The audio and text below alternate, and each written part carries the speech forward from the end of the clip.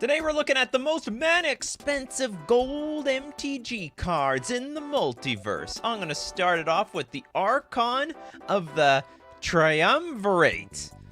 So not only are these cards expensive, you also have to splash an entirely different color in order to play them. It's 7 mana, a blue and 1 white, 5 generic for 4/5 Flying Archon. And when it attacks, not even when it enters the battlefield, you have to wait a whole turn for this. You get to detain up to 2 target non-land permanents your opponent's control. Now, to be honest, detaining stuff is pretty strong, but I don't know if it's so strong I want to pay 5 mana and wait next turn for it. Until your next turn, those permanents, they can't attack or block, and their activated abilities cannot be activated. So is it worth it? Absolutely not. Not a chance. Oh, Platonic Liquid, thank you so much for gifting a live membership. I don't even know who you gifted it to. Did you give it to Toads? There we go. Looks like Toads got themselves a membership around here. Okay, next up, the Silent Blade Oni. Very silent. Very quiet for such a big demon ninja. It's the art of ninjutsu, said the Teenage Mutant Ninja Turtles, probably. Black, black, blue, blue, 3 generic for a 6/5 demon ninja with ninjutsu of 6 mana. When the Silent Blade Oni deals damage to a player, look at that player's hand, you may cast a spell from among those cards without paying their mana cost. That actually is quite interesting. I mean, the moment they ninjutsu this thing into play, the opponent is sweating bullets. I have to admit, though, it's not cheap. You still have to pay 6 mana, but you got like an undefended creature to get through. You slap down a Silent Blade Oni. They probably have something big in their hand anyway. You probably didn't attack someone with 1 card in hand. They got a full grip. I like it. I think it's good for them ninja decks. Probably not as good for the demon decks. A demon deck playing blue? That is such a weird combination, in my opinion. Jay! What do you got for us, Jay? The Reaper King. Isn't that the Scarecrow? Technically counts. Oh yeah, it counts. Or does it? Okay, it's multicolor. It's a multicolor day, alright? It's fine. It's a weird gold. Yeah, it is gold. You got some gold around here on the text box. I still don't know how to describe this. It's like Wooburg, but you can alternatively pay 2 generic mana for each mana cost. It's a 6/6 Scarecrow. And other scarecrows get +1/+1, and whenever another scarecrow comes into play, under your control, you destroy target permanent. It's over.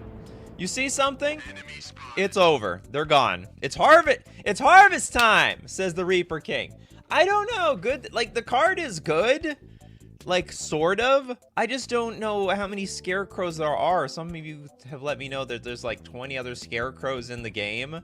So, okay, the card by itself, it's great. But you're probably gonna have to fill in the cracks with the changelings until they go back to the Scarecrow meta. Hey, rumor has it we're going back to Lorwyn, or maybe that's official. I'm not sure. Isn't Lorwyn like really close to Shadowmoor? It was on set release. Maybe there's gonna be some more scarecrows in that future. Larry with Death Mutation.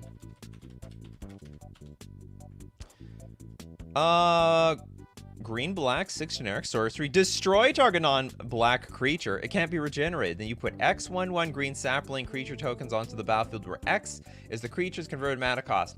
8 mana for a removal spell? What are you, nuts? I think this is horrible. I think there are way better removal spells. And you destroy only 1 creature. And it can't even be black! So it's not like even, for 8 mana, you can't even blow up all the creatures.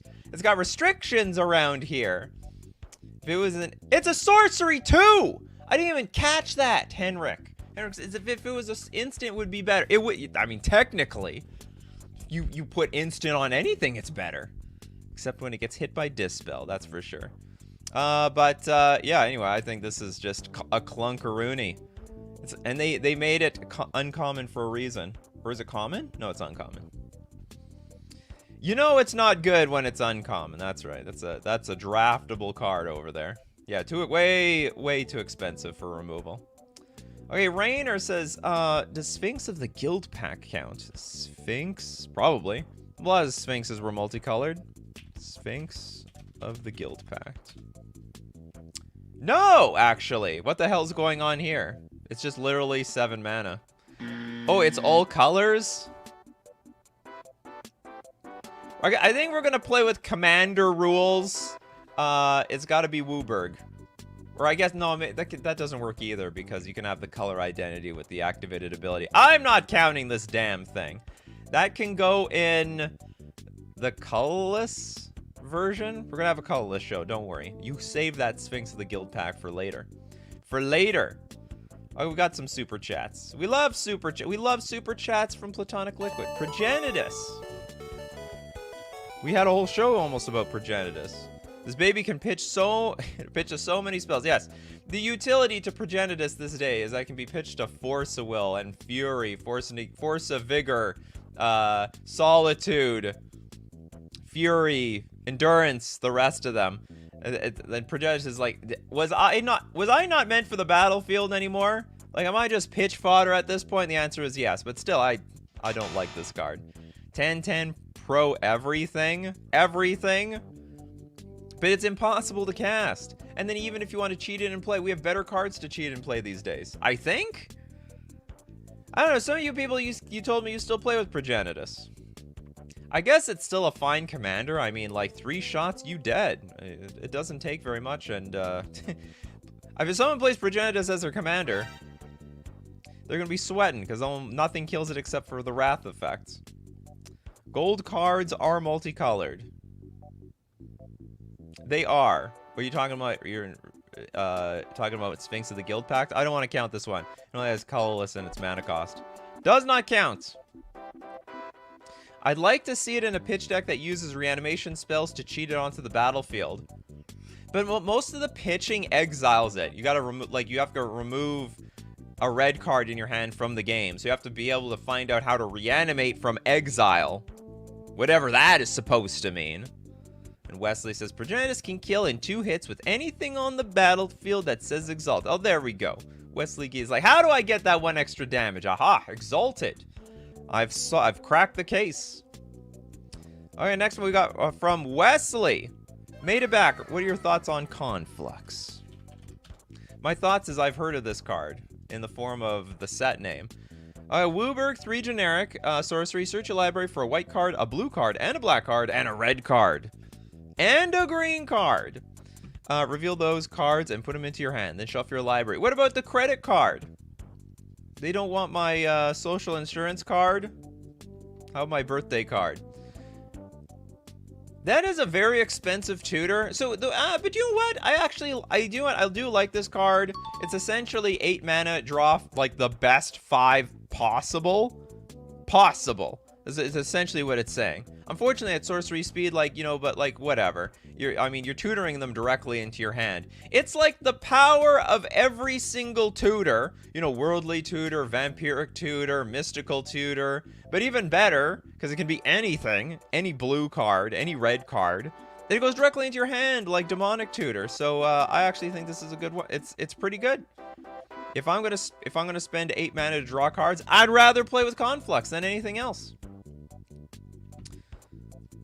Time to get 5 gold cards plus, yeah. You're just gonna get, that's right. You're a Wooburg deck, so you just basically get gold cards. Yeah, they're all black, blue, white, green, and red. It still works out. Alpha Prime says, I use Conflux with my Ramos Dragon Engine Commander deck, since casting will give me double the Wooburg to use. Double Wooburg is good. Who doesn't like double Wooburg? Toads wants the OG Bolus. Nicol Bolas, the OG. With all those bookshelves, with the knowledge. Okay, let's look at the old one. I'm going to read from the flavor text. I'm going to read from the Oracle text, though. Okay, double red, double black, double blue, 2 generic for a 7/7 flyer. An opponent damage. Oh, sorry. Okay, flying at the beginning of your upkeep, sacrifice Nicol Bolas unless you pay Grixis. When Nicol Bolas deals damage to an opponent, that player discards their hand. I think it's crap. I think it's absolute garbage. I heard it was something back in the day. Well, back in the day is not 2023. In 2023, and soon to be 2024, this is a 8 mana 7/7 flyer that taxes you every turn, and your opponent's hand is empty. They're not going to have anything in their hand. It's not like you have haste to surprise them all of a sudden. It's not like you're going to play Nicol Bolas, and they're just like, oh my god, I'm dead. No, they're going to empty their hand, and they're just going to get smacked for 7. You get a trigger. And then all of a sudden, your opponent shows you that they discard, I don't know, Golgari Grave Troll. And you're going to be big, sad face from there on out. So Nicol Bolas, not worth it. Unless you're playing Nicol Bolas, the, a deck, just Nicol Bolas deck. You know what I mean. Hands were bigger back in the day when you paid 5 mana for a 3/4 vanilla. That's right. So you had way better odds of sniping off anything. And on top of that, everything that they draw could continuously get discarded, because the Hypnotic Spectre back then was quite a card. So I guess this was Super Hypnotic Spectre. That cost 5 more mana and splashing 2 extra colors. Okay, moving on. Let's go look at Patrick. Oh, there was some way in Modern Legacy to reanimate or cheat Progenitus. There probably was. Okay, Jay. Coalition Victory. You get the Coalition Victory. You have. The challenge is pay Wooburg and 3 generic. And you win the game if you control a land of each basic land type and a creature of each color. And congratulations. I have done it. I am victorious. And the problem is it doesn't even see basic land. It's basic land type. So just having the triomes will be enough. Because there's like 3 basic land types on 1 triome. So anyway, the challenge is not too difficult. Strong card. I think it's great. It's an instant win card. And all you need is like 1 Wooburg creature on the battlefield. Back then, there weren't that many. I don't know, like Sliver Queen? And maybe that's it? I don't know if there was another Wooburg back then. So trying to pull this off was very, very, very difficult. By the way, Nikachu, I send Tiamat proposition before. What does that mean? Oh, you want to... Okay, we'll look up Tiamat. Yeah, I have no idea if there was another Wooburg creature to cheat Coalition Victory back in the day, but these days, there's millions of them, so it's good. And hence why it's banned in Commander. Tiamat! Wooburg, 2 generic for a 7/7 flyer. Enters the battlefield. If you cast it, search your library for up to 5 dragon cards not named Tiamat that have different names. Reveal them, put them into your hand. This is great! This is insane! You have a 7/7 flyer that puts 5 cards in your hand? This is better than that Chromium thing. Or, hold on, what was it called? Conflux. This is better, way better than It's basically the same thing for a dragon deck. You play a dragon deck, this is just Conflux in dragon form. And it's cheaper! It costs a whole 1 less mana! Wow, they're insane! They lost their mind! No, I think this thing is a beast!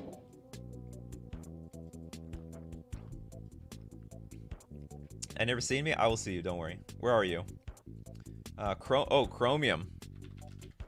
I saw you. Hence why I mentioned Chromium. Which one? I'm assuming it's the one that looks good. Okay, it's Esper 4 generic for a 7/7 Elder Dragon with Flash. And it can't be countered. Do I have a good sound effect for cannot be countered? There. Beware, control players, beware. Flying, discard a card. Until end of turn, Chromium, the Mutable, becomes a human with base power and toughness 1/1. Loses all abilities and gains hexproof. It can't be blocked this turn. So like it goes into its shell. Oh, it becomes a human. A 1/1 lonely. What? Weird. Okay, well anyway, I don't know the lord of this thing. But it's 7 mana with Flash. Can't be countered. Flying. I like that card. The more expensive a card gets, the better it gets when it's like an instant, or I can play it at flash speed. So like you put the absolute fear of death into your opponents when you pass with like 7, 8, 9 mana up, and then if you never have to use your mana, you just slam down the Chromium. I guess it's not going to be a real big surprise if this is your commander. I mean, basically it's going to be useless, but it's still pretty good by itself. I like it. So you mutate it, then make it a human. Awkward. Yeah, very, very awkward. Awkward. Consider Confluence can grab you 3 Cruel Ultimatum. Oh, God. Confluence? Or you mean Conflux? I think you meant Conflux back there. Okay, we have way more super chats to get through. Yo, little Ted. Primeval Spawn. Spawn of Primeval. Wooburg 5. You people love your Wooburg cards. Okay, Wooburg 5 generic for a 10/10 avatar. Primeval Spawn would enter the battlefield, and it wasn't cast. Or no mana was spent to cast it. Exile instead. No cheating! Alright? No cheating around here. Vigilance, Trample, Lifelink. When the spawn leaves the battlefield, exile the top 10 cards of your library. You may cast any number of spells with total mana value 10 or less from among them and without paying their mana costs. So you get to get this in play, you gotta sack it. 10 mana does nothing upon entering the battlefield. No cheatsies allowed. Enter the battlefield wasn't cast or no mana was spent to cast. You exile it instead. Hold on, you still get the ability. Oh no, you exile it instead. You don't enter the battlefield. I don't know how to evaluate this card. Upon first look, I don't like it. It's got to be only good in like Super Dirtle World. Super Dirtle World. And you still need to sacrifice this yourself, because if your opponents don't kill it, then you just have this big 10/10 like life linking trampling thing or whatever. The top 10 cards of your library are yeah, that will be terrible. It's possible. See, you're not even it's also a little bit of a gamble on top of that when like it leaves the battlefield. You're still rolling dice. So it's more jank than good, in my opinion. Will Anderson with World Purge. Azorius, 4 generic. Return all permanents to their owner's hands. Each player chooses up to 7 cards in his or her hand, then shuffles the rest into their library. Empty all mana pools. What? What's the point of this thing? Just to reset the game? Return all permanents. How is Upheaval banned, but World Purge is like, yeah, this is fine. I don't get it. RIP Upheaval. Upheaval, you've been framed for nothing. World Purge is the worse, arguably. Each player chooses up to 7 cards in their hand. So basically, you don't even get to keep everything. So you can't even discard, if that's even necessary. It's a fixed Upheaval. Why? Because it costs 1 more mana? Wait, is this... No, this is not banned. This is legal. Upheaval is banned. But I don't see... Oh, no, I guess it's 2 more mana. Okay, sorry. This is 8 mana. It's a bit different. Okay, so it's not so easy. The empty all mana pools is the key here. Ah, no floating mana. Can't float around here. You can still play a land. And then, like, I don't know, Soul Ring or something. It can be rebuilt. It can be done. I don't like it. It's a strong card, but then you can't abuse it. So anyway, I don't like it. Basically, Pat, you're basically getting like 1 land drop out of that. Let's look at King Ginger's Soul of Emancipation.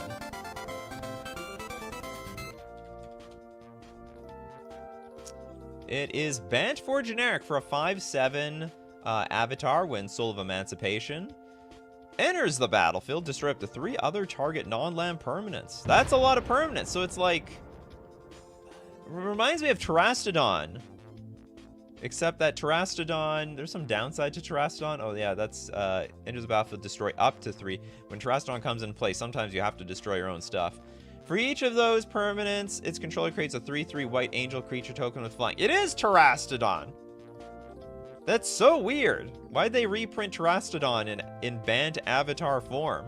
Maybe the card's strong. Terastodon can see some weird janky play, so can the Soul of Emancipation. It's good removal. The creature itself doesn't fly. Yes, so Terastodon can block its own stuff. So I guess this is actually a difference. If you want to blow up your opponent's stuff, they get like a bunch of 3/3 flyers that fly over the soul. You created me, and I'll be your undoing. Tommy with Meeting of the 5. Alright, Wooburg, 3 generic sorcery. Exile the top 10 cards of your library. You may cast spells with exactly 3 colors from among them this turn. Add double Wooburg. Spend this mana only to cast spells with exactly 3 colors. What? So you have to build your deck with very heavy, like, it has to be very Wooburgy. Super Wooburgy deck. You can only cast 3 drops. You get 10 mana, so you can basically get 3 cards in play, or 2. You You get 2 Wooburg cards in play, or 3 3-color, like, Triome-like cards in play. It's not a lot of cards! Or maybe it is. It's 8 mana for 10 mana worth of cards. I guess it's okay. But it looks risky. Like, it's possible you, like, spin the wheels and you get almost nothing. It's the most expensive ritual and draw spell. That might be true. I don't know about the draw spell. You don't draw that much. But you do ritual a lot. Double Wooburg, that's nothing to sneeze at. You also can't use Wooburg cards since it's exactly... Oh, no! Okay, that's just... Okay, I don't like this card.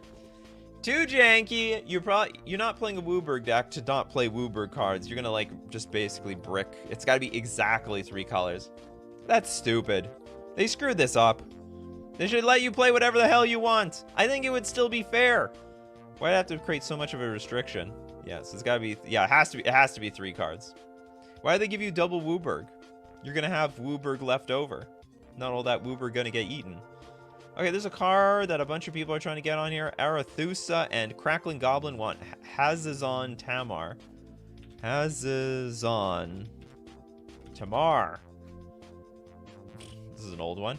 Okay, we got a Naya 4 generic 2/4 human warrior. It's a legendary creature. At the beginning of your upkeep, if Hazazon Tamar enter the battlefield since the beginning of your last upkeep.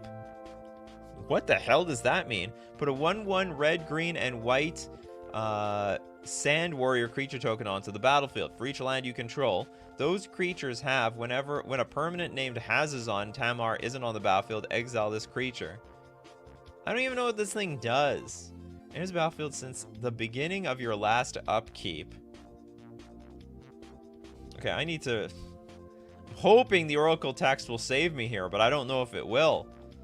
You create X11 Sand Warrior creature tokens that are red, green, and white at the beginning of your next upkeep, where X is the number of lands you control at the time.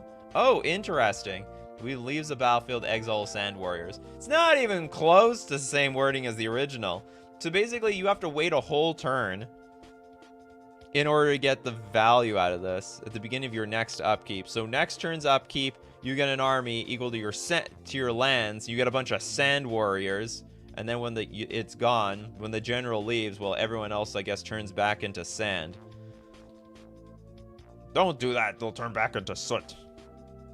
Anyway, crap. This card is absolute garbage. I've never seen such an abomination of a card. You have to wait a whole turn to get, like, the creatures, and then if it dies, you lose everything. Not in love with it.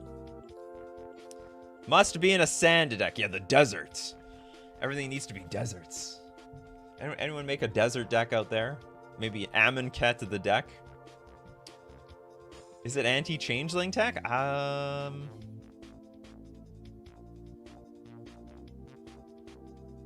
When a permanent named Hazon Tamar isn't on the battlefield, exile this creature. Those creatures have... Oh, hold on. Oh, does it kill all the warriors? Hold on, what's going on here? Exile all... Oh, it exiles all the sand warriors. That is some cheeky tech over there.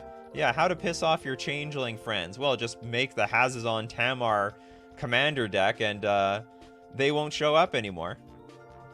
Tommy says, I hate sand. I'm not a big sand person myself. I like just observing the beach from a balcony. I don't actually go to the beach. There's Oracle text? Oh, no, yeah, I looked at the Oracle text. I looked at it. Oh, hold on. Does it say so? When Hazon's team or second ability resolves, all permanents with both the sand and warrior creature types are exiled. Not just the sand warrior creature tokens at exile. Permanents that have just one of those types are unaffected. But Changeling has all of them, right? I'm assuming. I hope. Maybe. I hope it works the way I think it works. Next super chat. Because we have a lot of... Steve Cooper! Backlash! Which is what the Changeling players are going to feel from that last card. This is not a very expensive card, Steve Cooper. It is a very cheap... It costs 3 mana. Show specifically says CM7 CMC+. So we're going to donate your super chat to Rainer Riven Turnbull.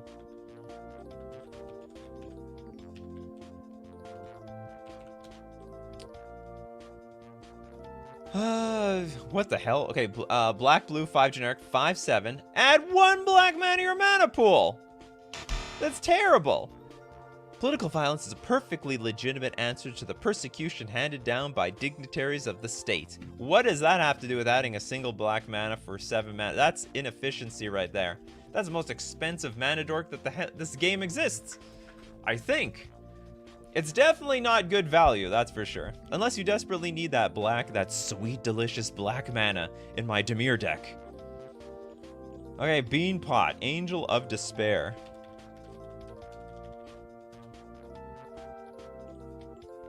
Angel of Sideswipe? What the hell? Black, black, white, white, 3 generic for a 5/5 flyer. Enters the battlefield, destroy target permanent. We're paying 7 mana for a Vindicate. Not in love with it. Ignore my super chat. It's not 7+ CMC either. What is with you guys? Don't just come up with another one quickly. I'll catch it. I'll catch it.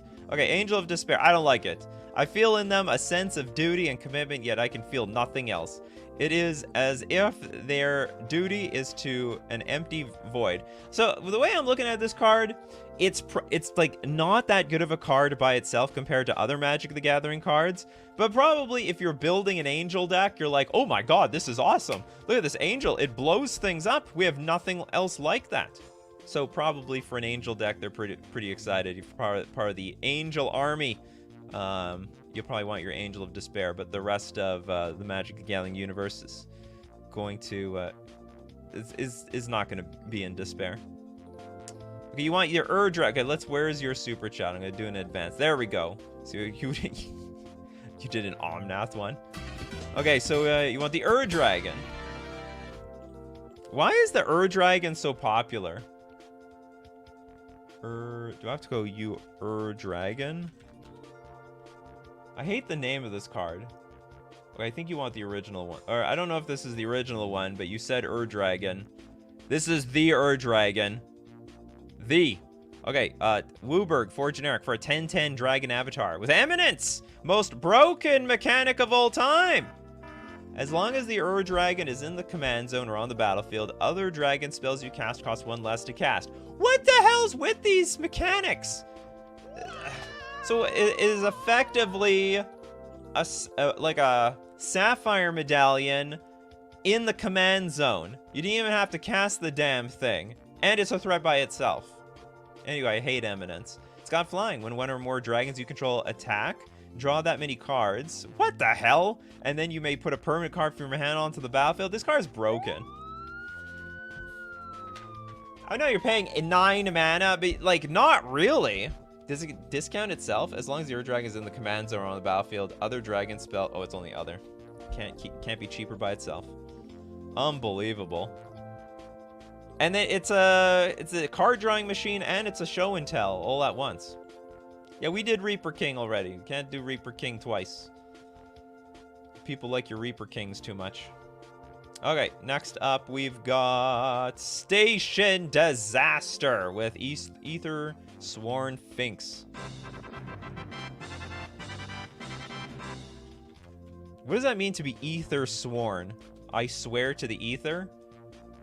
Ether Sworn Finks, white, blue, 7 generic for a 4/4. Affinity for artifacts. And it's got Cascade and flying. That's crazy. That's a really good card. So it's not even going to be 7 mana. You can pay this for 2, and you're going to get something... Okay, actually, you might not get anything massive off of your Cascade. Let me think about this for a second. This card might not be that great, because your deck has to be full of garbage, right? Like, you're an affinity deck. You probably threw out a bunch of 0 mana artifacts. Like, what do you need more mana for if you're getting the Sphinx out? But it is a 4/4 flyer. You get something for free. You know, it still has to be good. I like it. Oh, you heard the music. Because I certainly hear the music. And we're going to look at more super expensive gold cards. But we got to thank our sponsor today, FusionGamingOnline.com. Pre-order and buy singles or the pre-constructed Doctor Who decks from FusionGamingOnline.com. Or get in on the deal of the week this week. 15% off all Commander Masters. Singles and sealed product. Them Cyclonic Rifts.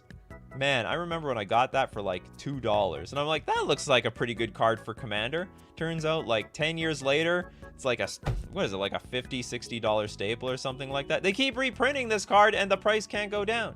But you know when the price goes down? You get 15% off at FusionGamingOnline.com. It can go down even further when you use coupon code Nikachu for an additional 5% off all your purchases. We're also going to thank Mana Traders, the premier place for renting Magic cards online. To play any format you want, because it is cheaper if you like to play with a lot of decks. You like that variety and spice and creativity in your game. Also, you can play with cards that are risk at getting banned. And by the way, if you play the scam deck in Modern, any one of those cards could be gone by Monday. Because they're gonna hammer, they're banning something, alright? You don't want to hold on to that bag.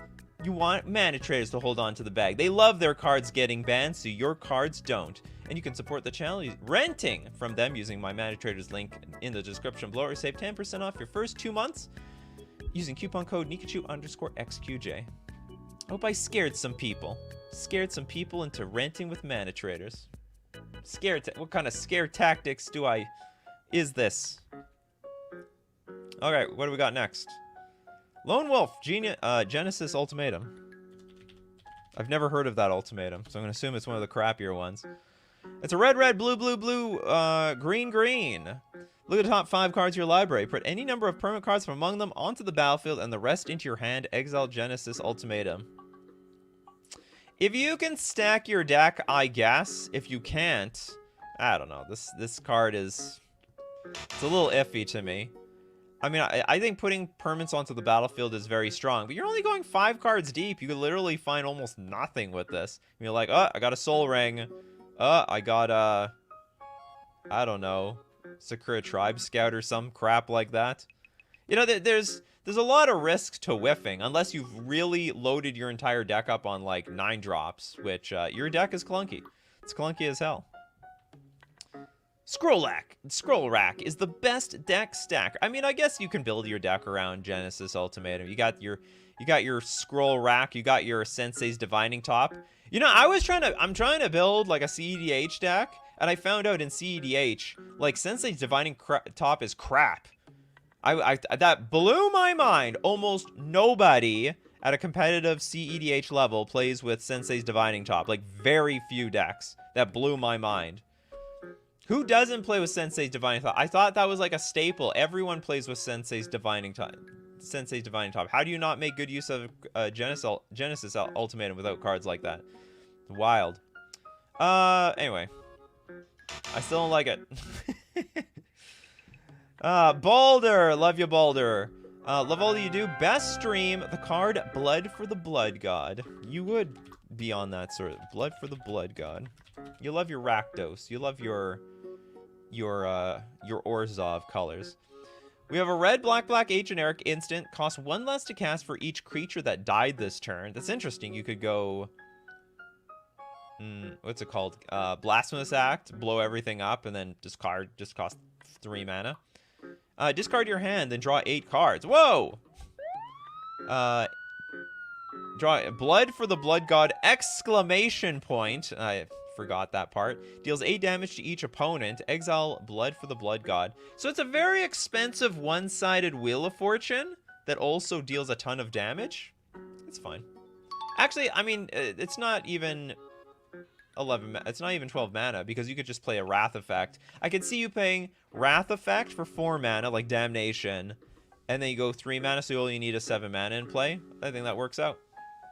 Make sure there's a lot of things on the battlefield to die. We did Coalition Victory already. We did a lot of those. Corn for the Cornflakes? The hell are you talking about? Yeah, response to Wrath. Yeah, you Wrath your own board and refill your hand. Bread. Mind. Did your avatar change, Bread? Do you have like different forms of bread? That bread is molding. Mind Leech Mask. Maybe I haven't been paying attention, but I think you switched up your avatar. Black, black, blue, 5 generic for a 6/6 horror with trample. Whenever Mind Leech Mask deals combat damage to a player, you may look at that player's hand. If you do, you may play a non-land card in it without paying that card's mana cost. It's very similar to that other... We saw another card like that. This card is a little bit better because that is trample, so defending against it is a lot harder. But it's still, like, really clunky. Not in love. Nope. I wouldn't do it. Deja vu. I swear this card was suggested by the same person. Or maybe it's a very similar card. I get older, Nikachu. Is the bread in your avatar slowly going moldy? Is like next week it's just gonna be like all like dark green and black? That's pretty meta, actually, of an avatar. Never heard anyone do that. You could have started off as dough, and then you slowly moved to a loaf of bread, and now you're just a moldy loaf. Julio! Hold on, Storm has something to say about this card. Play this with Hamlet back Goliath, and play it a second time. I don't know that interaction, but hopefully someone else does. Shadow of Mortality. Is that 2 colors? It is not! It is a single color disqualified.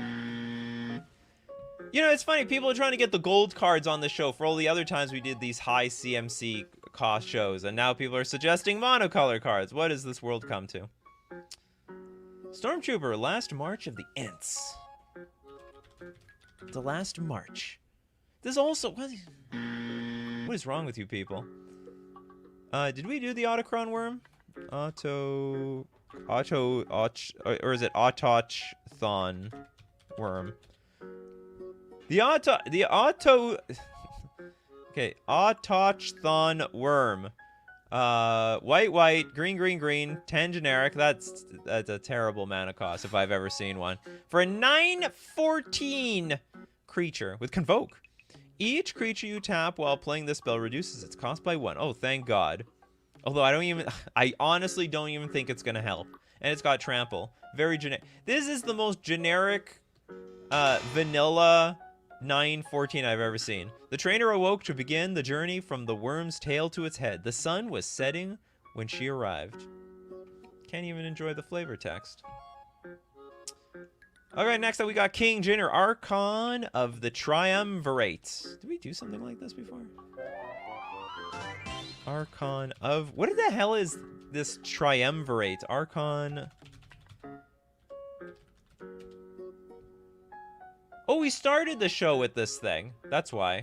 It's like, I recognize this name before, because we did it. It was the very first one.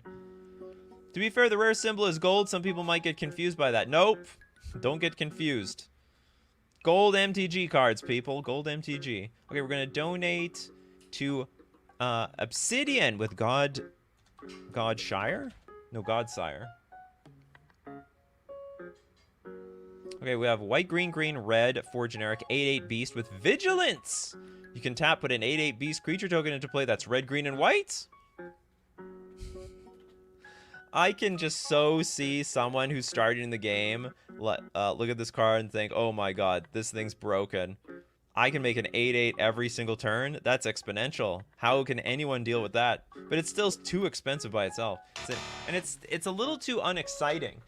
If it had haste... Maybe we can start talking, and I guess you could put like stuff like Fires of Yavimaya, or who's that planeswalker that grants haste to everything? Maybe that could work out. But like 8/8 creature, do nothing until next turn. Okay, I mean, it does a little bit. You can attack, deal the damage, and then put the 8/8 in play. So I mean, it's got that synergy, but I'm not in love with it. Brawly Shadow with Belladros, Witherbloom. Witherbloom cards. Green, black, 5 generic, 4/4 elder. It's literally an elder dragon. It's a flyer. At the beginning of each upkeep, create a 1/1 black and green past creature token with when this creature dies, you gain 1 life. That is pathetic as hell. Oops, no, that's the wrong one. Pay 10 life. Untap all lands you control. Activate only once each turn. Now that could be broken. Okay, that now we're talking. I was very disinterested in the first half. The second half got my attention. You can untap all lands you control. 10 life. Basically what it's saying is like, I can pay 10 life and get a whole, like, dump my hand. Or at least put a creature in play for free. That's effectively what it's saying. Like, pay 10 life, put a creature from my hand onto the battlefield. Or several things onto the battlefield. Each upkeep. Yeah, each upkeep. We get a 1/1 black. It's like a reverse, what's it called? Bitter Blossom. You want a 7 mana Bitter Blossom? Go for it. Go enjoy. And also you gain life from these things. 10 life too much? Come on, there's no price too great for the cost of winning the game. Each upkeep with token doublers, though, it make a mean aristocrats deck. You really playing a token doubler in this deck? Combos with Vorinclex. I don't know how it combos, but I'm gonna take your word on it that it actually does. Activating that twice in one turn seems hazardous anyway. Yeah, I mean, hopefully your hand is empty after you activate it once. You know, I'm not saying that you should do it more than once. But hey, you got 40 life, you commander players, so use it. Life is meant to be paid. You pay in blood with this game, damn it. Okay, Bryce. What do you got for us, Bryce? Merkel, Lord of Bones. Okay, apparently there's a bunch of Merkels. The Lord of the Bones. It's not even a skeleton god. Flavor fail already. Okay, we have a green, black, white, 4 generic, 7/5 god. And for as long as your life total is less than or equal to half your starting life total, Merkel, Lord of Bones, has Indestructible. Whenever another non-token creature you control dies, you may exile it. If you do, create a token that's a copy of that card, except it's an enchantment, and loses all other types. I have no idea what the flavor is to this card. I was hoping it was a skeleton type of card, and like, I don't know, gave all skeletons indestructible. We might be bones, but you'll never break them. Sticks and stones no longer break our bones, but it actually has nothing to do with that. That thing is actually broken. How do you break this card? For Abzan, 4 generic, 7 mana. If your life total is like 20 or less, it's indestructible. That's fine. Whenever a non-token creature you control dies, you exile your cards, and then you get a token. So it's like they didn't actually die. I think it's fine. I am not the super most excited about this card, but it's fine. Identical to the Scarab God? Not really. There's nothing to do. Scarab God, you gotta pay mana for those tokens. You gotta pay a little mana. And you gotta exile cards from the graveyard. We did Coalition Victory. Everyone wants Coalition Victory on this show. A little too much, in my opinion. We did this, we did this. I don't know if we did this one. From Alphamus Prime suggests Zakama. Primal Calamity. White, green, red, 6 generic for a 9/9 Elder Dinosaur with Vigilance, Reach, Trample. Enters the battlefield. If you cast it, untap all lands you control. You get a little bit of a rebate there. 3 mana, deal 3 damage to target creature. 3 mana, destroy artifacts and enchantments. 3 mana, gain 3 life. I actually think this is a great card. It's a lot of utility. It's like, if you have the mana, you'll just shoot everything down. You have a problem with an artifact or enchantment? I hate that Ristic Study. I hate all your, like, Grim Monoliths or something. I can't remember any of the backbreaking artifacts. Palin? Something. Okay, well, whatever. I'm moving on. This is like a 1-card answer to a lot of stuff. Even though it's a very expensive card, if the game is locked, you can wait to play it and it's going to be good anyway. And it, like, does everything. It's Vigilance, Reach, and Trample. What the hell? What does this not do? It's a 3-headed dinosaur. That's what they should have called it. The 3-headed dinosaur. To hell with the Zakama crap. So it's a great card. Love it. It's more, it loses creature types and becomes an enchantment, so you can copy legendaries. Oh, that must be something else. I don't remember. Okay, at Rayu, Sisters of Stone Death. We got, oh, is Stone Death. Was Vraska like, what was that? There's some sort of lore with there's some sort of witch that if you stare at her, she turns you to stone. Is that what Vraska is? Or is this, or this is a completely, no, I guess this is not Vraska. I guess this is a Vraska species. So this is a green, green, black, black, 4 generic for a 7/5 Gorgon. Pay a green. Target creature blocks Sister of Stone Death this turn if able. green black. Remove from the game target creature blocking or blocked by Sisters of Stone Death. And also black 2 generic, put a creature card removed from the game with Sisters of Stone Death into play under your control. That's amazing. So you force them to block, you pay more, they get removed from the game. You can replay the damn thing yourself. That's actually quite insane. You do have to... Oh, Medusa. That's what I was thinking of. Medusa. So is this Medusa? Is that all that Vraska and Sisters of Stone Death are? And is she sister to Vraska? Vraska is just a Gorgon. So not a Medusa. What are they called? Sisters of Stone Death. Or is it... Maybe it's just a name. It sounds cooler that way. Medusa was one of the Gorgons.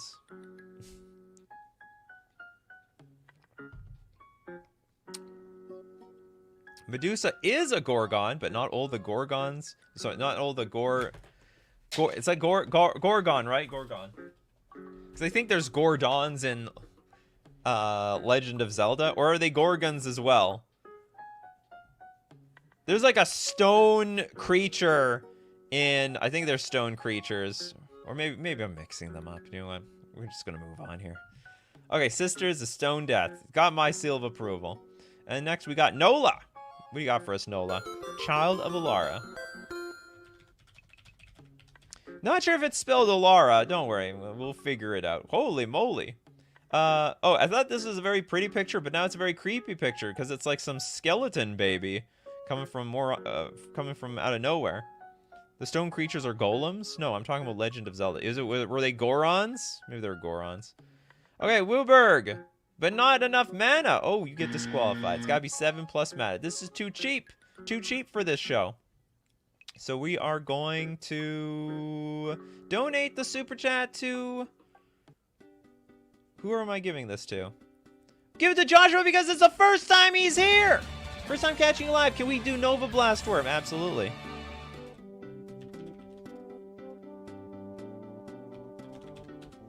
You are the beneficiary of someone screwed up super chat. That someone is Nola. We do remember your super chat. RIP to the super chat. Okay, white, green, 3 generic for a 7/7 worm. When it attacks, destroy other creatures. Holy crap! That happens, and I mean, people are gonna see it coming. This is not gonna be a surprise, unless you have haste. Give it haste somehow. I mean. Destroy all other... It destroys yours, too. That moment when you realize you're actually blowing up your own stuff at the same time. That awkward synergy when you do what you meant to do, but at what cost? Mr. Deadhead's probably been around and is like, what is this thing? Sneak attack it and play. But then you lose the Nova Blast Worm, too, at end of combat. Oh, that is very sneaky. Yeah, you sneak that Nova Blast Worm in play. Whole table is like, oh crap, we dead. We dead now.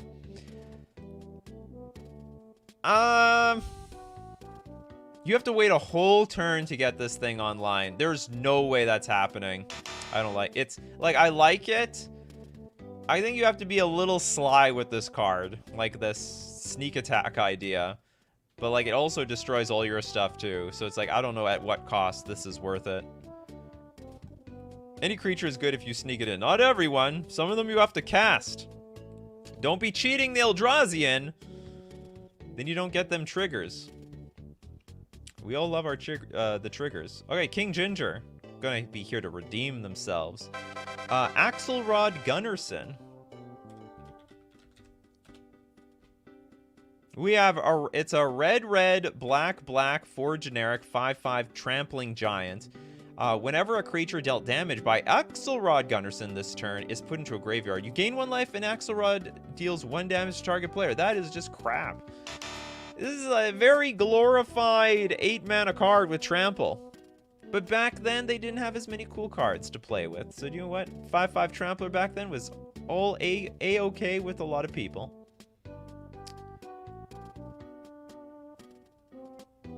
Who suggested crying baby? Not even so. Oh, the crying baby. The creepy baby. That's the child of Alar. Creepy baby. Look at this. It's skeleton arm. Skeleton. Looks like an album cover. Yeah, I agree. Oh, you mean this one? Actually, both of them could be an album cover. I could totally see this being an album cover to some band as well. We said progenitus, so you got to be more creative at this point in the show. Some 124C with Garzazol. Whatever the hell that is.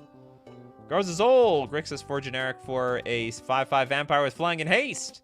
Whenever a creature dealt damage by Garzazol, Plague Queen this turn is put into a graveyard. Put a +1/+1 counter on the Garzazol. Whenever Garzazol deals combat damage to a player, you draw a card. This is great. You know, it's just fair, honest magic. But it's 7 mana, draw a card, and it can get bigger, and it flies. It's got some evasion. I wouldn't mind slamming this down for 7 mana. It's okay. And you know, like, I like the cards where if it's expensive, you're guaranteed something out of it, or you're pretty guaranteed. And this thing is going to at least draw a card off of it, even though it dies. Okay, next super chat. Also coming from King Ginger, Ashen Rider.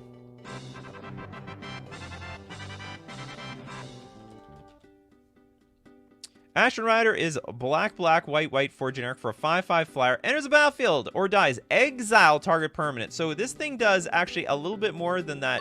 What's it called? That angel that destroyed target permanent. This exile, so can defeat indestructible things. Hold on, what was that angel? Angel of...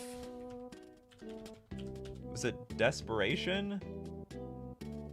Angel of despair. How different are these? This one's 1 less mana.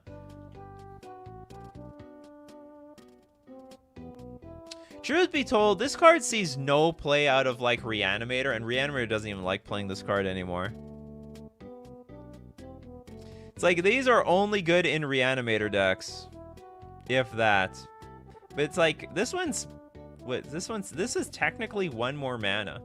And I was almost about to give this thing a pass. You know what? I'm going to retroactively give Angel of Despair a pass. And I'm going to give Ashen Rider a pass. Sort of just on the same token of enters the battlefield. At least it did something. It did something. It is very expensive for what it does. But you know what? It's something is better than nothing. Rider does it twice, though. Oh, yeah, that's a difference. Enters the battlefield or dies. Exile target permanent. So if you cheat this in play and it gets exiled, then you get double the combo. That being said, for 1 less mana, I wouldn't mind the Angel of Despair. So I'm taking it back. The Angel players, the Angel of Despair is going up on my tier list. Never understood why multicolored cards are gold and not just multicolored.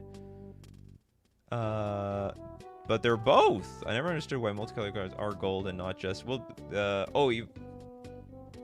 Actually, I don't understand your problem. We just recognize... Like, you have to have a background for something, right? Because the background is usually blue, red, green, black, gray for artifacts. I guess you could have the same way. You could have give it a gray background, but they use gold to signify it's 2 or more colors. Brawly Shadow. Ovika. This sounds like a custom-made card, to be honest. Ovika doesn't even sound like a real card name. Enigma Goliath. We have a red-blue 5 generic 6/6 Phyrexian Nightmare with flying. Ward 3. Pay 3 life. Wow, that's a lot. You have to pay 3 mana and also 3 life to kill this thing. Whenever you cast a non-creature spell, create X/1/1 red Phyrexian Goblin creature tokens, where X is the mana value of that spell. They gain haste until end of turn. This thing's sick. Hard to kill. Now, you do have to cast a non-creature spell to get good value out of this, but I think you do. This is a pretty good card. You can go crazy. Just don't cheat with 0 mana spells. That's all. Okay, I got to get through them super chats. So we're going to go to Steve Cooper. Who, what, when, where, and why? Is this real? Who, what? This is the... Oh, I get it. Yeah, this is that 5-color card. This does not count. Not gold. As far as... It is a multicolored card, though. That being said, I think it's a very good card if it was real. But it's not even real. King Ginger. We did that one already, right? We did Silent Blade Oni. Silent Blade. That's the demon ninja? How the demons are ninjas now? It's really bizarre. So we're going to donate that super chat to Turiot for Borborigmos. Which one? Borbor. The enraged one. Green, green, red, red, 4 generic for a 7/6 trampler. Deals combat damage to a player. Reveal the top 3 cards of your library. Put all land cards revealed this way into your hand. The rest into your graveyard.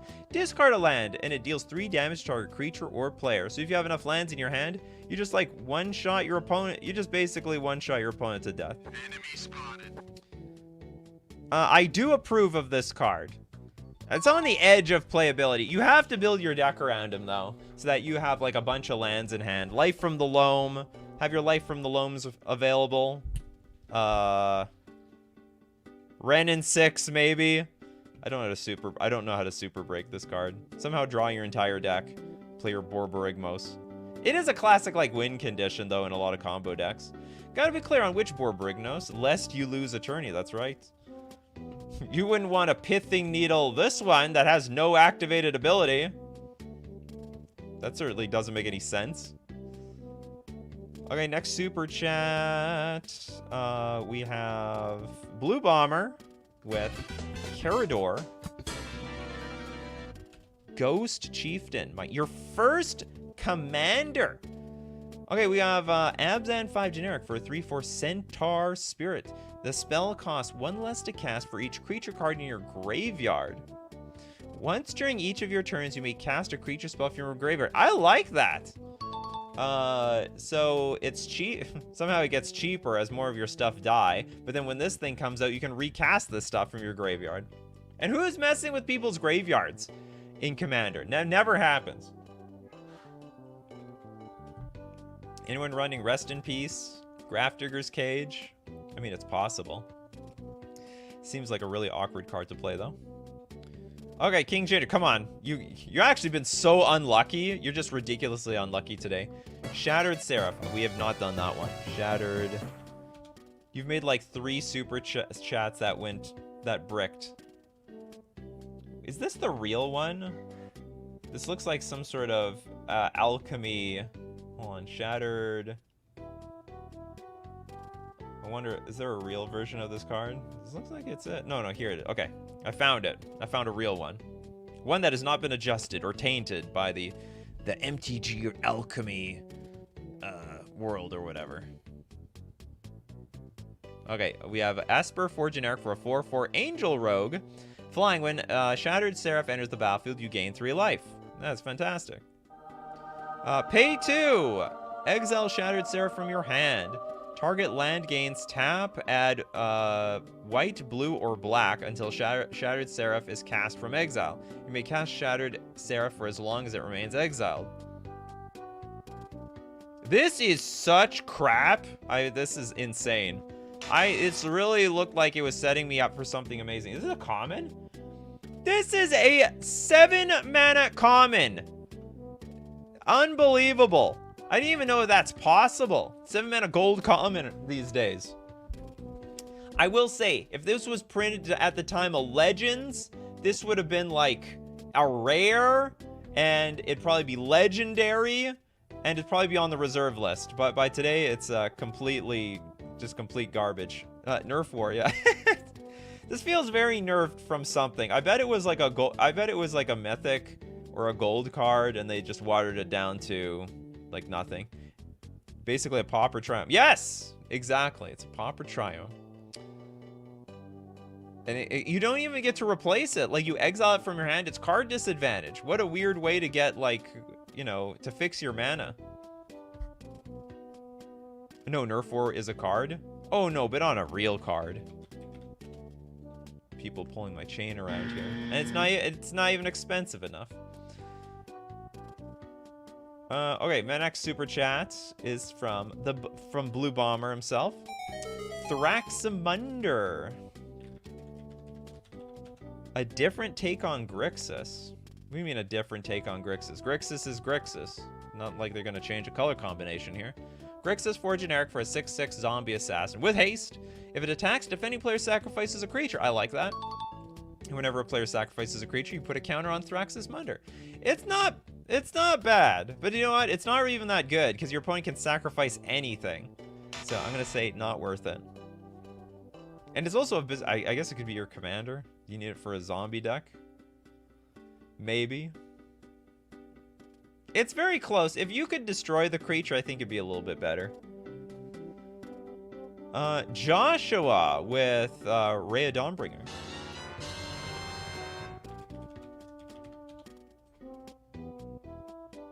This is definitely. Let's look up Dawnbringer. I know it. I know what you're talking about. Lyra Dawnbringer. That's what it was. No, it can't be this. That doesn't qualify by the show. Rhea Dawnbringer. Monocolor. Disqualified. Has to be that must be gold. Says gold in the title. Must be multicolored cards. So what we do here, Josh, is we donate your super chat to someone else. We're going to give it to the Potato Republic. Edict Commander. Oh no, that's a... Well, that was not a card name. That was a comment on another card. If it was Sax a permanent, it would be really good. You mean like a non-creature permanent? The the art is gold. I like that. The art is gold. We did Complex. Scoops MTG with Amarath the Lustrous.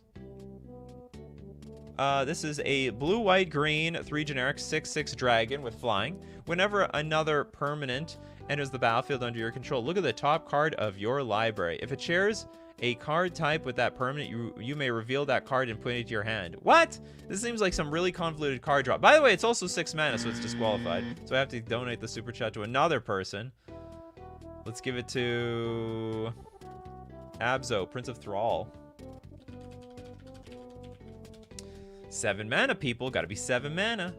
We got red, black, black, blue, 4 generic, 7/7 demon. Whenever a permanent opponent controls, put into a graveyard. Put that card into play under your control.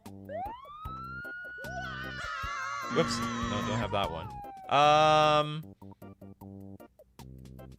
I like it. That is a huge game swinging card.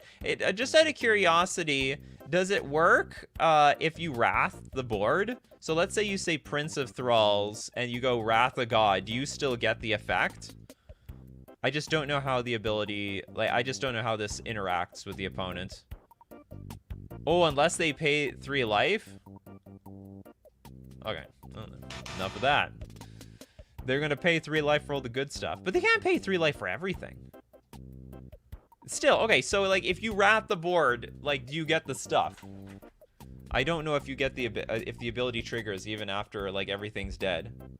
If it all goes once, I think, like... Yeah, I think. I don't know, though. So there's a lot of weird rule interactions. There's, like, situations where you have a Rest in Peace in play, you blow up the Rest in Peace, and the Rest in Peace exiles itself or something.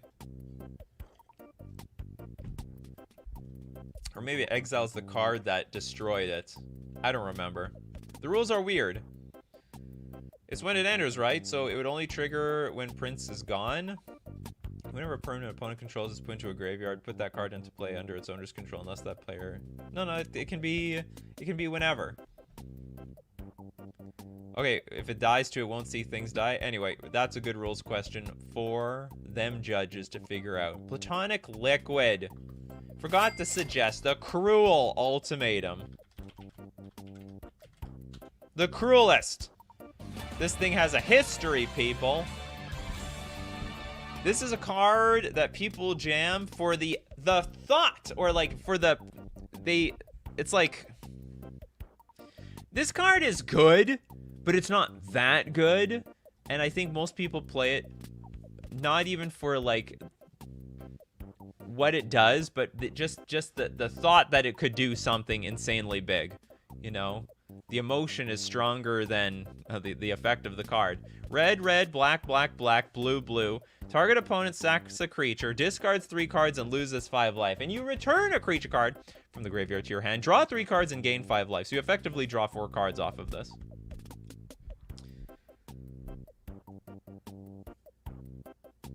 Did anyone call Nicol Bolas? Yeah, we did Nicol Bolas. We've done Nicol Bolas already. We all love... Well, actually, that's a good question. Which Nicol Bolas? We did the OG Nicol Bolas. Oh, Josh with Hogak. I shouldn't even be looking at the freebie section. I gotta get through them super chats.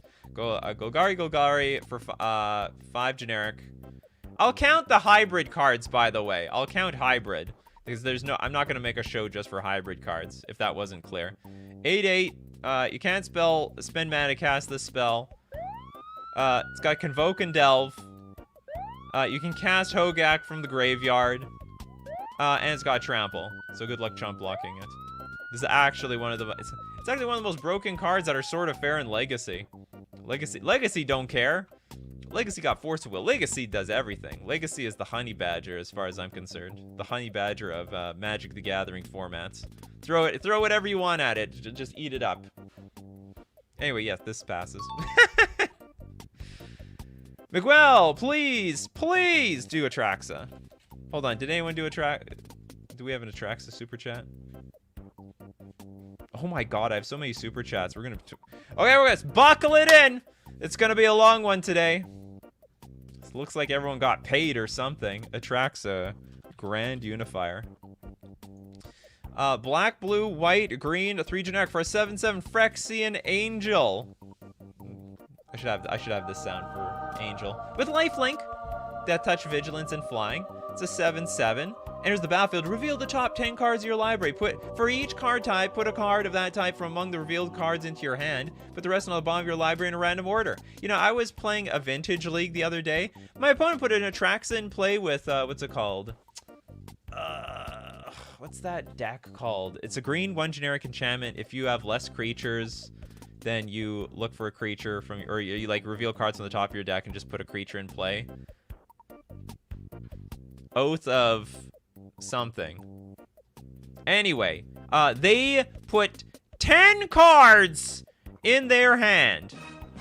All right, they revealed 10 cards and put all of them into their hand. I thought that was nuts. They put like instant sorcery art. Did they put 10? No, that's impossible. How many are there? 10 things? Artifact, battle, creature, enchantment, instance, land, planeswalk. 1, 2, 3, 4, 5, 6, 7, 8. Just 8. Okay, they probably put 8 cards in their hand. They had a full grip after they did that. They had almost nothing in their hand, and then all of a sudden I saw their hand had just refilled up to everything. Now I have tribal count. It counts? Well, it doesn't. It's not on the Oracle text here, and they had a bunch of space for that as well, and they neglected to. Oath of Druid, that's what it was. What a BS deck that is. Alright, next super chat. Let's move on. Okay, King Ginger just has 1 million of them. Oh no, okay, well, I'm not even close to King Ginger's rule of super chats. Okay, the Prime Jaders. E-name as 1. Think is a neat card, but egregiously overpriced. That's what the show is all about, overpriced stuff. Gotta try to get a discount over there.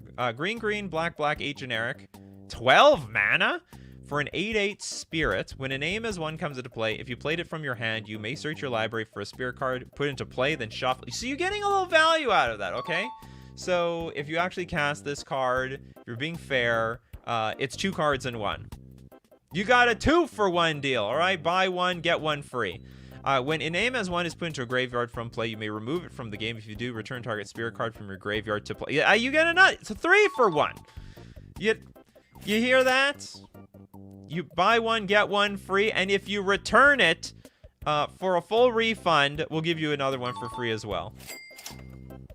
Got this in my spirit deck. This is a very weird spirit, by the way. When I think spirits, I think blue. I think white. I do not think black or green. Nope, that doesn't even come close. Okay, next super chat. We've got Joshua. My first thought was a fail, so I took it back. Here's a donation to chat. All right, thank you very much, Joshua. Also, the people who are playing for free, Dune Blast, they get a chance. Sasa Murkov is happy today. Oh, Dune! I like this card. So it's Absent 4 generic. Choose 1 creature and blow up the rest. The cheese stands alone, and the cheese is like my one stupid little dinky little creature that I left in play. I think this is a great card. I don't know if people don't see it coming, but I mean, hey, there's a lot of times you just have one creature in play, so it's just one-sided wrath effect. It doesn't even do anything to you. Okay, next super chat, we got Cackling Goblin. Buy yourself a Frost Fair Lurefish. Is that a real card? Frost Fair. This is a real card.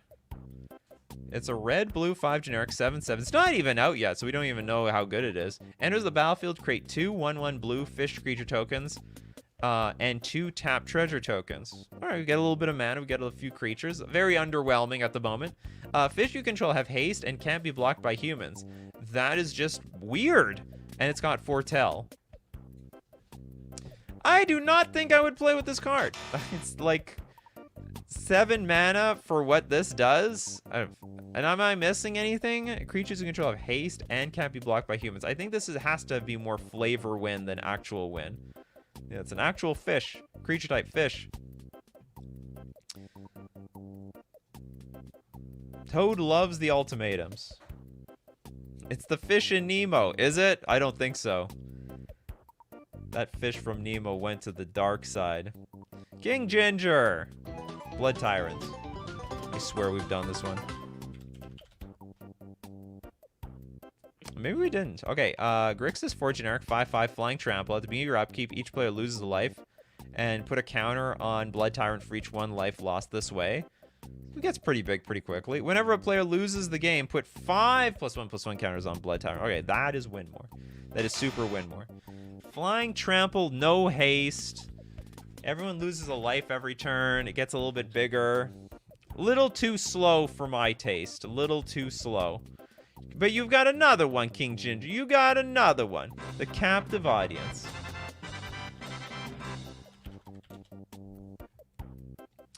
Okay, we got Rakdos 5 generic enchantment. Captive Audience enters the battlefield under the control of an opponent of your choice. I choose you.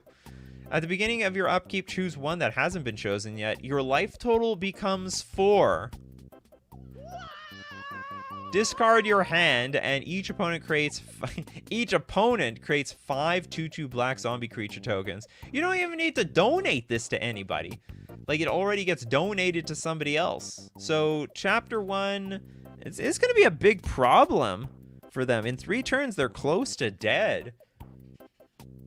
So 1 turn, they get, like, basically, they have a turn off because they're going to lose their hand. I think this is pretty good. The old boy says, I love donating this. I love it.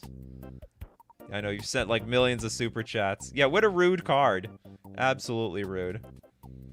Okay, next up, we've got King Ginger's on a roll here. Cloven Casting.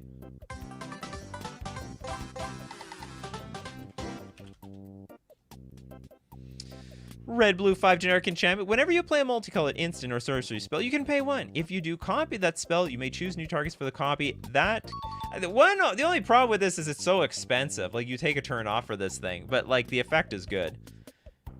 I play Electrolyze, I get 2 Electrolyzes. I don't think I'm thinking big enough. Like, what are some really good spells to copy with the Cloven Casting? Vindicate! Vindicate your land. Vindicate again! Slowly, I'll blow them all up. One at a time. Okay, one last... Well, actually, this is not one last one from King Ginger. Damia! It's the King Ginger show.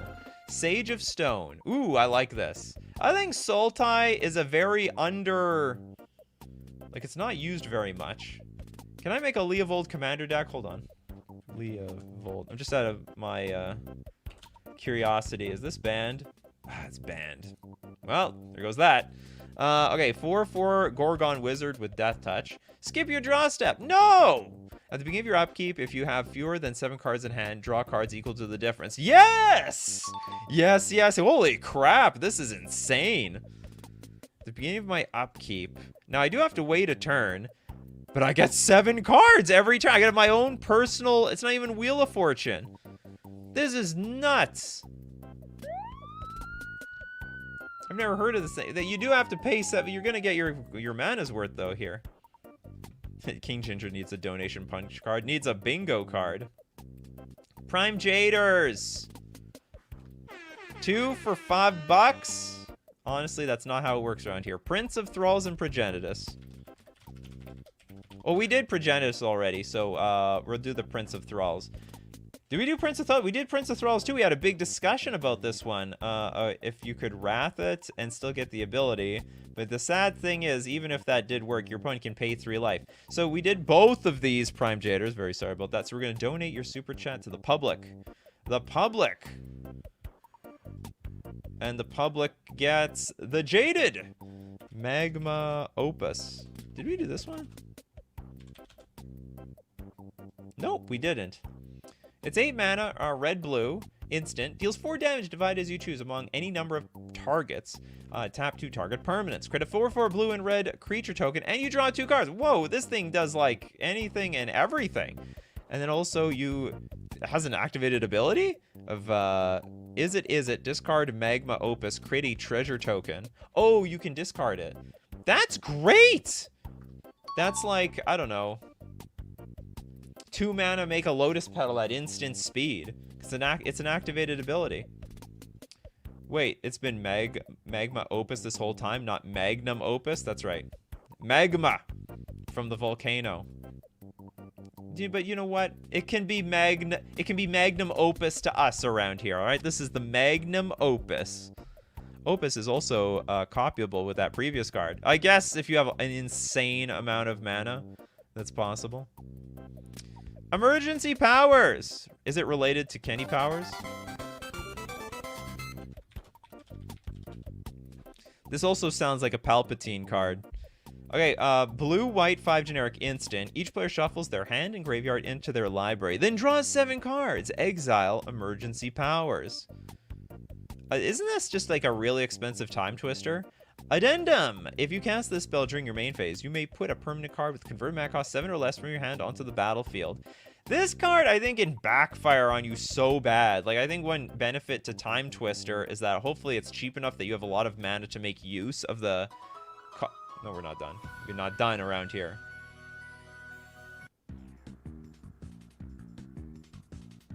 We're not done.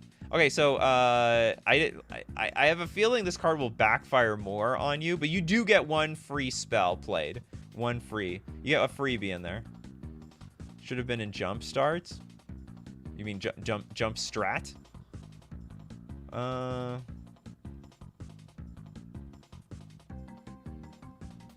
Interesting idea with Magma. Spell instance with heavy cost for late play or cost for early play. That's right. I like that card.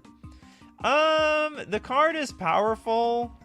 Each player shuffles their hand and graveyard into the library, draws 7 cards. Okay, I'll say it's good. It's budget Time Twister for anyone who's ever wanted to own a Time Twister. Now we got Jess with the Maelstrom Wanderer.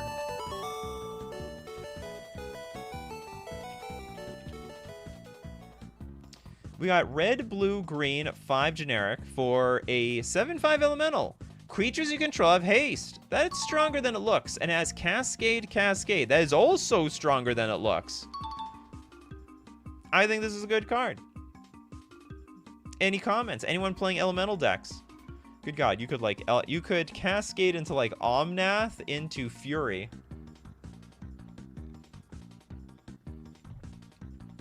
And I don't like the sound of that. Steve Cooper with Mass Bandits, part of the mana fixing cycle. Sounds like a reference to raccoons, if you ask me. And it is a raccoon. Because raccoons look like they got like a mask on their face. And they're bandits. Okay, we've got a green, red, black, 3 generic for a 5/5 vigilance with... Wait a minute, this is not even legal. It's illegal. You try to sneak in a 6 mana card on us. No, it's gotta be 7 or higher. So we're gonna donate this one to... We did Autocron Worm already. We did a Tally. Did we do Harness Infinity? I don't know if we've done that one. Crackling Goblin. Holy crap! Now that's a casting cost. Green, green, green, black, black, black, 1 generic, instant. Exchange your hand in graveyard. Now that's an AI-generated card. This doesn't even look real. And then you exile Harness Infinity. As I stepped into the Star Arch, it all became perfectly clear. Life and death are not opposites, but an endless path, twisting around and back upon itself, never ending and never beginning. Said someone probably playing Magic the Gathering. In Magic, death means nothing. Like, it's absolutely nothing. You die and you can just come back. You can get returned to the ranks, whatever that means. What is that? Is that called Return to the Ranks? This card literally, like, it's like kicking a dead soldier and say, hey, get up. We got work to do. And then they just get up again. So weird. Anyway, Harness Infinity. I think this card's wild. Basically, refill your... You're drawing more than 7 cards for 7 mana, that's for sure. Under the right circumstance, they're just toast. Yeah, wait, why didn't they just reanimate Gideon? Yeah, like, why not? I don't know. Because of reasons. Plot reasons. Okay, Robert. Ovika. Oh, we did Ovika already. All right, you get donated. Yeah, get up, Samurai. Pull your boots up. Okay, Alphamus Prime with Lord Xander. There was a lot of hype over this card when it got printed.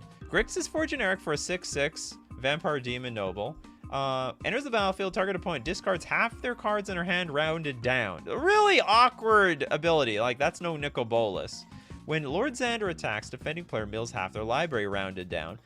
Another weird ability. Like, you can't win that way. They'll just keep, they half it and half it and half it, and then, like, whatever. I don't know how many times you got an 80 card deck. How many times would you have to attack for them to mill to nothing?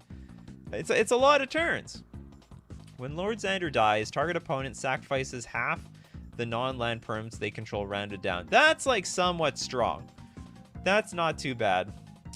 But this is like a weird, really awkward vampire. I really don't think it's worth it, in my opinion. I could be wrong, but like in a 5-player game, I don't think it's very... Sorry, in a 4-player game, I don't think it's exciting. I think it's dubious even in a 2-player game. I'm gonna say no. Sometimes you gotta say no to some cards. Okay, Prime Jaders. Has Rending Fiend been done? Nope. Rending.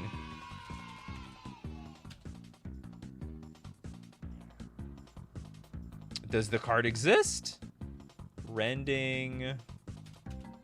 Can someone help? It's probably a fiend card of some sort. I'm gonna look for gold fiends. This is a Mathis Fiend Seeker. Nope. I don't know what this card is. Does anyone know what the Rending Fiend is? Rending, maybe Rending F? Can't be Rending Flame. That's like 3 mana. It's not gold. It's not even 7 mana. I don't know what this is. Can you be more specific, Prime Jaders? We've got time. I can diss Lord Xander a little bit more while we wait. Okay, I will take a look out for your super chat, Prime Jaders, if you're still around. But I will... Okay. I got baited. It's an AI... That is not the first time this has happened on the show. Somebody said, like, sometimes I had to look up on Google, and then I would find out that it was, like, an AI-generated card. Okay, so we'll donate, I'm asking my buddies. Quick! I need a gold card that's 7 mana or more. Please help me here. Okay, while you wait for your super chat, we'll move on to, Safifi. That's a cute name, by the way. Fireman's Foresight. Fetches you an infinite mana / damage combo at instant speed by seeking Lightning Bolt, Reset, and Reiterate. Oh, you sort of snuck in a little bit of a combo while also suggesting your card at the same time. So we have a red, blue, 5 generic. Search your library for an instant card with convert mana cost 3. Reveal it, put it into your hand, and repeat the process for instant cards that are 2 and 1. Lightning Bolt. So what was that combo? We got... Lightning Bolt, Reset, and Reiterate. I don't know what Reiterate is. It is 3 mana, buy back 3, copy target instant or sorcery spell. You may choose 2. Ooh, new targets for the copy. That's pretty sick. Pretty sick. Wait, Prime Jaders, you got something. If you don't... I'll donate it. 3, 2, 1. Going to Joshua, the Shattuck. What is he, living in a sewer? Looks like a sewer around here. All right, we have a black, black, blue, blue, 3 generic vampire, 5/5 flyer. If Shattuck, Lord of Secrets, would deal combat damage to a player, instead put that many +1/+1 counters on Shattuck, and that player puts that many cards from the top of their library into their graveyard. What? Okay, you deal damage. Instead of dealing damage, we put counters on Shattuck. Oh, and then we mill, and then put that many cards on the top of their library. Oh, this was like before they keyworded mill. Not very interesting, to be honest. He literally does, LOL. That's where the Dimir live. In the sewer. Just like the Teenage Mutant Ninja Turtles. They're idols when growing up. That's the sewers of Esturk, probably. So hold on. Did they have toilets in the multiverse? I never see it depicted in any of the images. Or did they have outhouses? Or did they use the chamber pot? Jace says, Vraska, take out my chamber pot. Vraska says, take your own chamber pot out. It's disgusting. I don't know. I don't know how it worked back then. The Dimir just smell. They're stinky. I think they just poop into the ether. I don't know what the ether is, but probably that sounds like a really good explanation. All right, well, that's it. Okay, that's it for the show. Oh, where are we here? Getting confused what I'm doing. All right, yeah. I hope you had a lot of fun. I had a lot of fun. I love expensive cards, especially evaluating, because I don't even know what most of these cards, like, beyond a certain mana cost, I don't even read cards, except when on this show. And if you want to be part of this show, you got to be here Monday to Friday, 11 o'clock a.m. Central Standard Time. We got to thank everyone who supports the channel on Patreon, by being a member on YouTube, but also super chatting their suggestions to be also part of the show to the thousands of people that watch Coffee and MTG. And we also got to thank the people who show up in the morning to make it the show the way it is, like King Ginger, Sasa, Crackling Goblin, Summer, Platonic Liquid, Johnny W for Life. We got Toads. Who else do we have around here? Tommy Siddons, Ken Kusha, Toads, Brawly Shadow, Summer, Sasa. Well, we have more people. Mr. Deadhead, Almond, Jess, Rainer, Sebastian, Platonic Liquid, Fox, Rogue. Because you guys are the show. And as usual, keep brewing up them coffees, and we will keep brewing up the magic. Take care of yourselves, and I will see you at the next cup.